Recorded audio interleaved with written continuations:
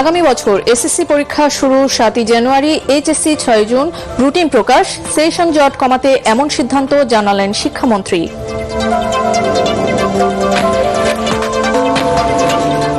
দ্বিপাক্ষিক বাণিজ্য সম্প্রসারণে একসাথে কাজ করছে ঢাকা বেইজিং। পাট শিল্পে প্রযুক্তিগত সহায়তা ও বিনিয়োগ বাড়ানোর আহ্বান বাণিজ্যমন্ত্রীর।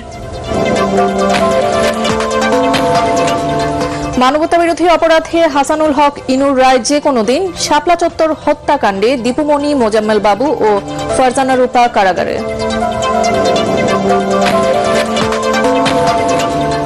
7 দিন মৃত্যুর সাথে লড়াই করে না ফেরার দেশে শিশু রেশমি। সন্ত্রাসীদের গুলিতে এমন মৃত্যু মানতে পারছেন না চট্টগ্রামবাসী।